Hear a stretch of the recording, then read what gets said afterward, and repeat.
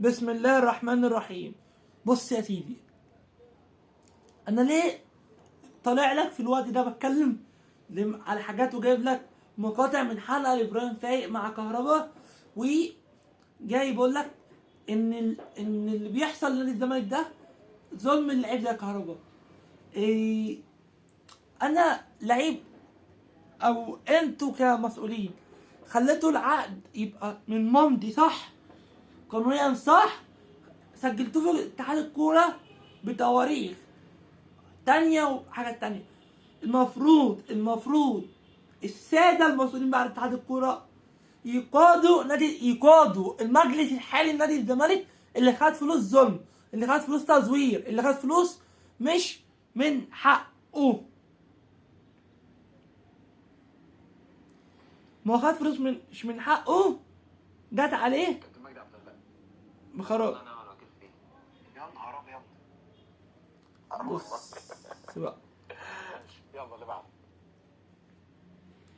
كابتن مجدي عبد الغني حسب الله ونعم الوكيل فيه. يا نهار ابيض. بص الصورة اللي بعدها بقى. حسبي على طول. حسبان دي حاجه. حسب الله ونعم الوكيل فيه.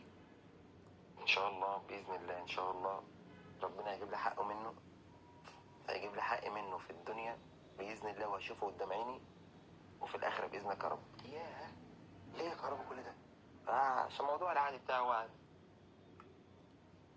بس الراجل طلع دافع عن نفسه معايا وقال انا ما. والله العظيم انا حسبنا الله ونعم الوكيل فيه مليون مره، وربنا هيجيب لي حقي قدام عينيا. كلمه قاسيه جدا يا كهربا. انا بدعي عليه على طول.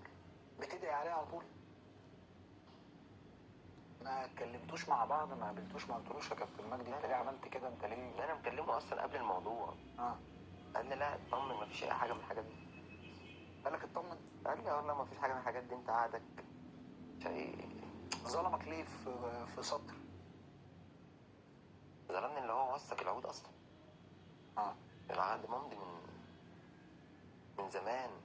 العقد ده لونه غير اللون. اللي بعده. كابتن سيد عبد الحفيظ. حبيب قلبي. كانت ساعة غير اللون. بص بقى، فرق اللي بعده.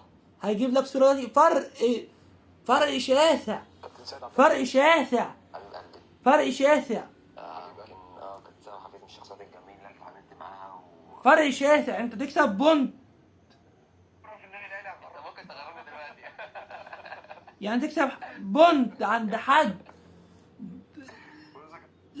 تكسب بونت عند حد لاجل ارضاء حد، لاجل ارضاء حد عشان تثبت على الكرسي اللي انت قاعد فيه، تظلم لاعب وتخلي والدته تفضل قاعده بتعيط وتخلي والدته تبيع ذهبها، وتخلي والدته تبقى مش قادره تعيط، وابوه يبيع اللي معاه. ايه ده واخته تبيع ذهبها وتحصل حاجات كتيره، وده واللاعب يبقى من راجل ملياردير يبقى على الحديده اللي ربنا يرزقه تاني يبقى ملياردير. ليه كل ده؟ ليه كل ده؟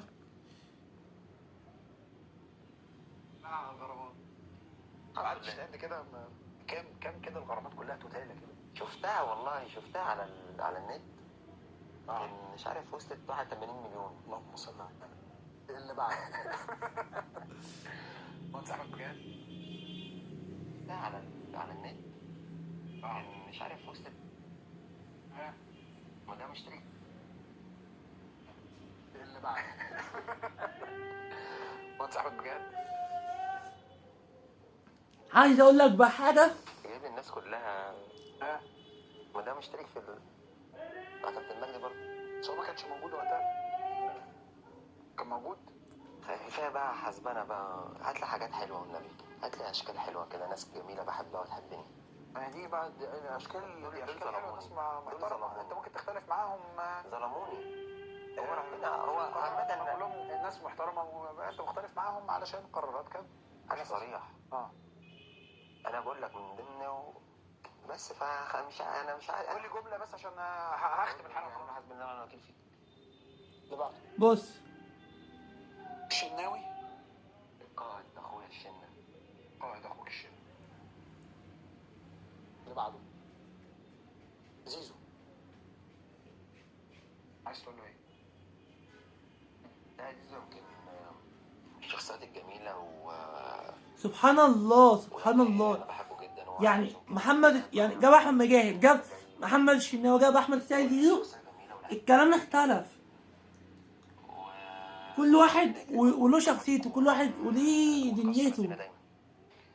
كهربا، انا بشكرك على هذا الجزء من الحلقه لانه الكلام معاك حلو ويطول، احنا لسه ما قلناش حاجه. حلقتنا اي نعم خلصت النهارده، فانا بشكرك مؤقتا، انما احنا بص بقى يا سيدي، في حاجات كتيرة حلوة يعني. عايز اقول لك ان اللاعب ده، ان محمود عبد المنعم كهربا ده دوت من اول واحد طلع امح الدولي. يلا بقى، شكرا جزيلا، مستني رايكم على الفيديو. وانا عارف ان ما قلتش حاجات كتيرة، بس في حاجات تتقال وفي حاجات ما بتتقالش، وفي حاجات لازم تتقال كده. يلا شكرا جزيلا.